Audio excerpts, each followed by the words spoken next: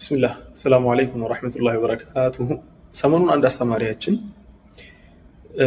በተለያዩ ዩኒቨርሲቲዎች ውስጥ የተደረጉ ስለ ዝምድና መቀጠል የሚናገሩ ጥናቶች ካሉ እስቲ ቼክ አድርጉና አምጡ አለን። አንድ ተማሪ ይሄን ጥናት አመጣ። ይሄ ጥናት እንደምትመለከቱት የተደረገው በሃርቫርድ ዩኒቨርሲቲ ነው። ጥናቱን ያደረጉት ደግሞ ለ80 ዓመት ገደማ ነው። ለአጭር ጊዜ አይደለም፣ 80 ዓመት ነው። እዚህ ጋር እንደሚነበበው ስክሪንሾቱን አስቀምጥላችኋለሁ። Almost 80 years ነው የሚለው years old has proved that embracing community help us live longer and be happier። 80 ዓመት ሙሉ የተደረገው ጥናት ምንድን ነው የሚናገረው? የማህበረሰብ መቀራረብ፣ ተግባባን። የማህበረሰብ መቀራረብና ቅርበት መኖር ምን ያደርጋል? ደስታንም ይጨምራል። ደስታን ብቻ ሳይሆን እድሜንም ያረዝማል የሚል ነገር ተናገረ ማለት ነው። ከዚያ ኡስታዙ ጋር ሲያመጣ ከሆነ ሐዲስ ጋር አያይዞት ነው ያመጣው ልጁ ማለት ነው። ሐዲሱን ነብያችን ሰለላሁ ዐለይሂ ወሰለም ከሳቸው የዘገበችው እናታችን ዓኢሻ ናት ረዲየላሁ ዐንሃ። ሙስነድ ኢማም አህመድ ውስጥ አለ። ከዚያ በኋላ ደግሞ የኢብኑ አቢ ዱንያ መካሪም አልአኽላቅ የሚለው ውስጥና የኢብኑ ሒባን መጅሩሒን የሚለው ክታብ ላይ የተዘገበ ሐዲስ ነው። ሐዲሱን ማስቀምጥላችኋለሁ እዚህ ጋር። ሐዲሱ ደግሞ ሰሒህ ነው። ኢማም አልአልባኒ ሲልሲላ ሰሒሃ የሚለው ኪታባቸው ላይ አስቀምጠውታል። ሐዲሱ ምንድን ነው የሚለው? ሐዲሱ የሚለው ስለቱ ረሒሚ ወሑስኑል ጅዋሪ ወሑስኑል ኹሉቂ፣ እነኚህ ሶስቱ ስነ ምግባር። አንደኛ ዝምድና መቀጠል የሚባለው ያው ማህበረሰብ ማቀራረብ ነው። ዝምድና መቀጠል ማለት ያ ብቻ አይደለም። ወሑስኑል ጅዋሪ ለጎረቤት መልካም መሆን፣ ይሄም ኮሚኒቲን እንትን ማድረግ ነው። ተግባባን። ኮሚኒቲ መሰብሰብ ነው፣ አንድ ላይ ሰላምን መፍጠር፣ በሰላም መኖር ምናምን የሚባለው ነገር ቅድም ጥናቱ ላይ ያነበብነው ነው ማለት ነው። ወሑስኑል ኹሉቂ መልካም ስነ ምግባርም ደግሞ ምን ያደርጋሉ ያለው ሰለላሁ ዐለይሂ ወሰለም? ዩዐሚራን ዲያር፣ ሀገርን ይገነባሉ ነው ያለው። ሀገርን ያሳምራሉ። ሀገርን ያሳምራሉ ማለት ደግሞ በደስታ የመኖርን እድል ከፍ ያደርጋሉ ነው። ጥናቱን የሚናገረው ያንኑ ነበር። ከዚያ በኋላ ደግሞ የዚዳን ፊል አዕማር፣ እድሜንም ያረዝማሉ። ቅድም ያነበብነው ጥናትን ይሄንኑ ነው የሚናገረው።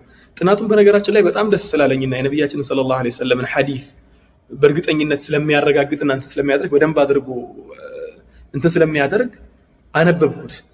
ሳነበው በጣም በሚገርም ሁኔታ ጥናቱ ላይ የተሳተፉ ሰዎች ብዛታቸውን ብትመለከቱ ወላሂ ትገረማላችሁ። ኦልሞስት ወደ 270 ተማሪ ነው የተሳተፈበት። 270 ተማሪ ደግሞ ከቤተሰቦቻቸው ከምናምን ጋር ሲደማመር ደግሞ ከ1200 በላይ ሰዎች ተሳትፎበታል ጥናቱ ላይ። ጥናቱ ለ80 ዓመት ገደማ ነው የሄደው።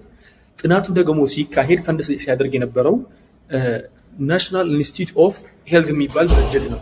ይሄ ድርጅት ይሄ ተቋም ቢያንስ ለአንድ ጥናት ብቻ ለአንድ ተራ ጥናት ከ1 ሚሊዮን እስከ 2 ሚሊዮን ዶላር ገደማ ነው የሚያወጣው። ለዚህ ጥናት ደግሞ አወጣ ተብሎ የሚገመተው ከ100 ሚሊዮን የማያንስ ብር ነው፣ ዶላርን ነው ማለት ነው። 100 ሚሊዮን ዶላር ወጥቶ 80 ዓመት ተቆጥሮ ያው የሆነ ትውልድ አልቆ ሁለተኛ ትውልድ ተፈጥሮ ማለት ነው። 80 ዓመት ሙሉ ሲጠና ከርሞ ከዚያ በኋላ ፕሩቭ የተደረገው ነገር ምንድነው? የነብያችን ሐዲስ፣ አንድ ኖርማል ሐዲስ የነብዩ ሰለላሁ ዐለይሂ ወሰለም ንግግር ፕሩቭ ተደረገ ማለት ነው።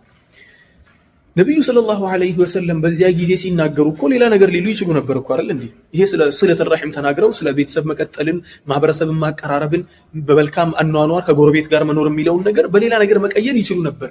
ወላኪን ከአላህ ዘንድ ስለተላኩና ወማ የንጥቁ ዐኒል ሀዋ በራሳቸው ፍላጎት ዝም ብለው ስለማይናገሩ አላህ እንዳሳወቃቸው ስለሚናገሩ አላህ ያደረገውን የሰው ልጆችን አፈጣጠር ነገሩን ማለት ነው። እሳቸው የተናገሩትን ነገር ዛሬ ላይ ነብዩን ሰለላሁ ዐለይሂ ወሰለም ጠላት አድርገው የሚያዩ ሰዎች 100 ሚሊዮን ዶላር ከፍለው እሳቸው የተናገሩትን ነገር ፕሩቭ እያደረጉ ነው ያሉት። ለማንኛውም ነብዩ ሰለላሁ ዐለይሂ ወሰለም ነብይ ናቸው ስንል እኛ ብቻ ሳይሆን ጠላትም እየመሰከረላቸው፣ መመስከሩን አውቆ አይደለም ባይደወይ። አሁን እነኚህ ፈረንጆች ነብዩ እንዲህ ብለዋል የሚለውን ነገር አያውቁትም አይደለም። ፈረንጆቹ አብዛኛው ሙስሊም ራሱ ላያውቀው ይችላል። ሐዲሱን ደግሞ ነግሬያችኋለሁ የቱ ጋር እንዳለ። ሐዲሱ የት እንዳለ ማወቅ ከፈለጋችሁ ይሄው እዚህ ጋር እንዳስቀመጥኩት ሙስነድ ኢማም አህመድ ላይ አለ። ከነቁጥሩ ሄዳችሁ ቼክ ማድረግ ትችላላችሁ። ሁለተኛ ደግሞ ኢብኑ ሒባን አልመጅሩሒን የሚለው መጽሐፉ ላይ አስቀምጧል። ከነቁጥሩ አስቀምጬላችኋለሁ ይሄኛውንም። ሶስተኛው ደግሞ መካሪም አልአኽላቅ የሚለው ላይ ኢብኑ አቢ ዱንያ ከነቁጥሩ አስቀምጬላችኋለሁ ማለት ነው። ሄዳችሁ ማየት ትችላላችሁ። ነብያችን ሰለላሁ ዐለይሂ ወሰለም ወማ የንጢቁ ዐኒል ሀዋ ከራሳቸው ተነስተው አንዳችም ነገር አይናገሩም። ከአላህ ዘንድ ራእይ ይመጣላቸዋል። የመጣላቸውን ራእይ ያስተምራሉ። እሳቸው ያስተማሩትን ነገር ዛሬ ላይ ያልተቀበለ ማህበረሰብ ነገ ላይ አጥንቶ ምን ብሎ ዛሬ ላይ ያው አላዋቂነትና ማህይምነት ስላለ ያን ነገር ላይረዳ ይችላል። ነገ ላይ ደግሞ አጥንቶ ሲደርስበት $100 ሚሊዮን እያወጣ 80 ዓመት ሙሉ እየፈጀ ኦልሞስት ወደ 1300 ቤተሰብ ወይ ደግሞ 1200 በላይ ቤተሰቦችን ከፈጀበት በኋላ ወይ ደግሞ እነሱ ካለቁ በኋላ አረጋግጦ እንዲህ ነው ብሎ ነብያችን ከ1400 ዓመታት በፊት የነገሩንን ነገር ዛሬ ላይ ተመልሶ እንደ ትልቅ ጥናት አድርጎ $100 ሚሊዮን ፈጅተንበታል ብሎ ይናገራል ማለት ነው። ይሄን ያለው ነገር አላህ Subhanahu Wa Ta'ala ጥሩ ነገር ተናግረው ጥሩ ነገር ከሚተገብሩ ዝምድናን ከሚቀጥሉ ለጎረቤቶቻቸው መልካም ከሚሆኑ ባሮች አላህ ያድርገን። إن أصبت فمن الله وإن أخطأت فمن نفسي ومن الشيطان وآخر دعوانا أن الحمد لله رب العالمين. السلام عليكم ورحمة الله وبركاته.